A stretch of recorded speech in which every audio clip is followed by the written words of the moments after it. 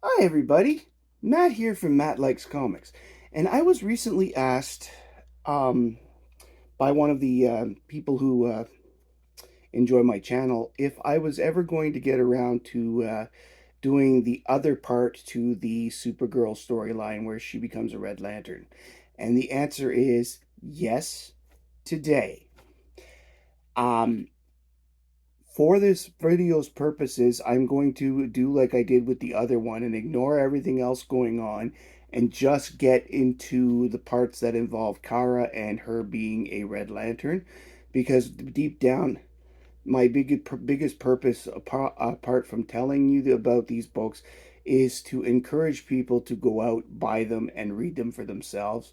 Or in this case, they were actually collected in. I've discovered since I did the first half that these were collected in a trade known as the Red Daughter of Krypton storyline, and that trade involves all 12 issues of the series, both the Red Lantern books and the Supergirl books, which I'm going to talk to you about today. Today's books concern the new 52 series of Supergirl. They're issues 28 through 33, and they came out from April to September of 2014. So this storyline is already basically 10 years old at the time of this taping, and it's amazing to believe that the flew like that, because this sometimes it feels like these books just come out recently, because I've read this line at least 3 times over the years, and I've always enjoyed it. So let's begin. Here is issue 28.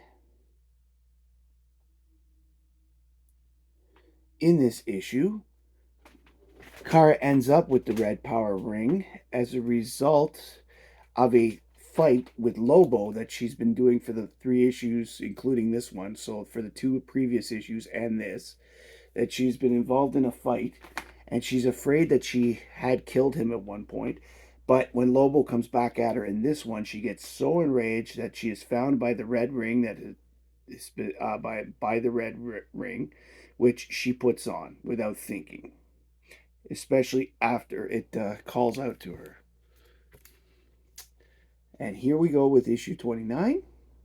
Issue 29 has has her end up fighting her friend Siobhan in her Silver Banshee guise. In this particular series, Siobhan and Supergirl Kara are best friends and roommates. Their Silver Banshee is being is not the evil person that she's been made out to be in previous runs of Superman and Supergirl. And they end up fighting. As I said, Supergirl is struggling against the influence of the ring, but the ring sort of forces her to fly off into space without any resolution of the fight with Siobhan. Here we've got Supergirl 30. I have to say, this is one of my favorite covers of the run. It has the entire Red Lantern team.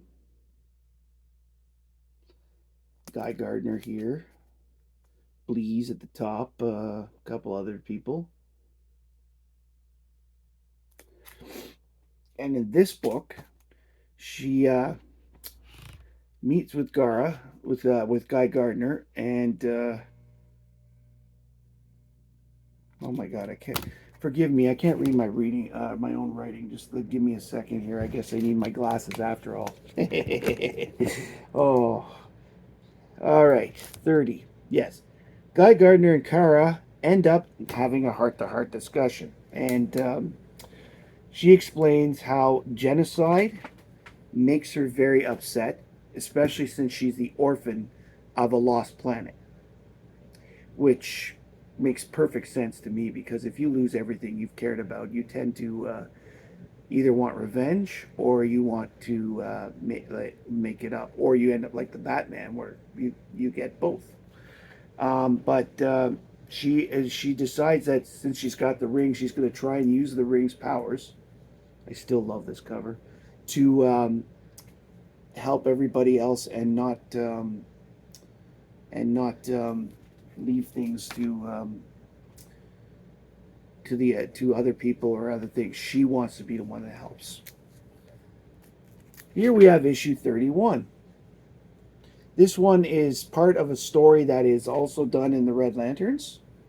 So it really is a big deal to have. If you're going to get the full storyline, you really need to have both series.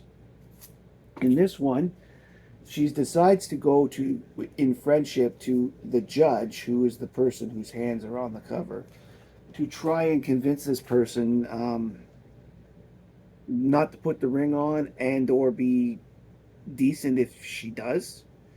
But the judge puts on the ring, and the whole thing gets explained in the other series. And it fits up there. But next we go to issue 32. In this issue, please note the word rage on the cover. Rage, of course, being the major emotion when it comes to the Red Lanterns and such, and how she looks. I think she's fantastic.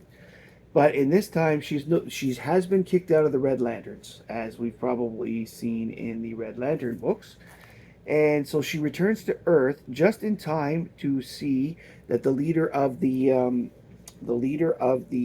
invasion they just fought off on the other planet is the original World Killer. And the World Killer is somebody. The World Killers group is somebody that in this series Kara has already faced. Back in the beginning, I think it was issues 5 to 9, something in that effect. One of the World Killers was the one who was on the Supergirl series. Name escapes me at the moment. If you know the name, please. Rain. Yes, Rain is the name. Anyways, she discovers that that the World Killer is actually this sort of misty thing. And the mist tries to takes over other bodies and makes that person or creature, whatever, be the evil, go after you person. So, in the meantime, things keep moving on in the New 52, and this storyline is concurrent with the Superman Doom storyline.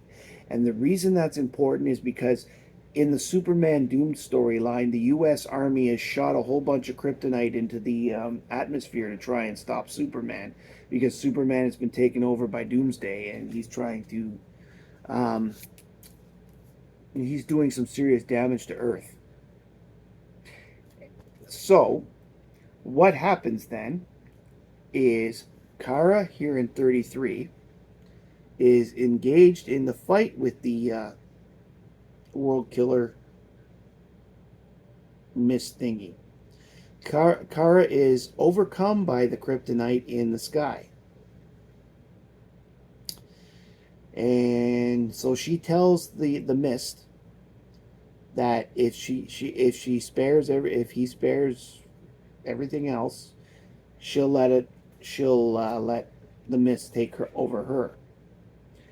So as the mist comes in, it also becomes weakened because of the kryptonite, since it's part of the thing. Kara sends herself on a trajectory towards Sol, which is our sun. And once she gets to the sun, now, on the way to the sun, she dies. Her heart stops. Key point. Because once she gets to the sun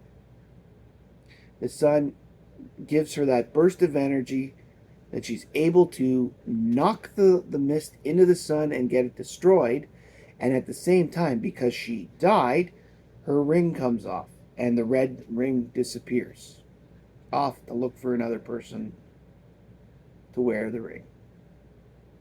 Now this is great because Kara becomes the first person to have ever lost a red ring without dying permanently. And this is considered to be after they created the whole color ring spectrum for Green Lantern. this has never happened before, apparently. Like, Atrocious has made sure that when a person puts on a red rage ring, ugh, try saying those three, red range ring, together many, many times. Watch your tongue twist all over. Anyway, neither here nor there. So, Kara managed to successfully stop the invasion on the Earth and get rid of the ring. She then decides at the end of this that she's going to try and be less ragey and control her emotions better, and thus goes back to Earth and tries to salvage what's left of her life. Now, this particular series only went to 40 issues, so after issue 33, there were only 7 issues left. And they were done in two small storylines where there's one where she goes to a heroes academy. That's the last run. That's the last story of the arc. And there was a smaller one in between that I don't quite remember off the top of my head. If I was to see the covers, I'd probably remember. Um, I'm very visual that way as opposed to that. But overall, this was an interesting storyline. It was definitely the best arc that Kara was involved during the New 52, outside of some of the stuff that was done in the Justice League United. Or as my wife and I joked, untied, because, I read words. I'm slightly dyslexic, and the first time I saw it, I thought it was Justice League Untied. So, anyway, I really hope that you read decide to read this yourselves, because this was fun. The hardest part I had with this, between the Red Lanterns and the Supergirl, was they were coming out at the opposite, where it was 2 weeks between books at the time they were coming out, and I found it so hard to keep waiting every 2 weeks. Oh, I get the next one. Oh, I get the next one. When can I get the next one? And so on. And I'm glad now that I'm in a position to be able to pull out the Red Lantern books and pull these out and read it all in one shot, because it is one of the few arcs that I've had in the past 10 years or so that I've enjoyed enough to reread more than once. Doomsday Clock is another one. The 12 issue maxi series of the Freedom Fighters that came out in Rebirth was another. And anyway, I just hope that as I said, I encourage everybody to go out and give it a read if they can, because quite simply, even if you're not necessarily into it, I've never been a big Green Lantern fan. Certainly not. I mean, I've liked Guy Gardner. Guy Gardner was a great addition to the Justice League International, but you know, Green Lanterns, I've never been a big fan of those. But this thing actually made me read Red Lanterns for a little bit longer, just to see what would happen afterwards. But I kind of after the next arc, I kind of finished, because they defeated Atrocitus, and really, what could you do after that? Red Lanterns was canceled shortly thereafter as well. Anyway, my name is Matt, and I like comics, and I hope you do too. Thank you for joining me. And remember, if you liked what you saw, please remember to like, subscribe, and comment. Big things. It really helps the channel. It helps me know that you like what I'm doing, and I will be able to continue more of the same content. Thank you very much.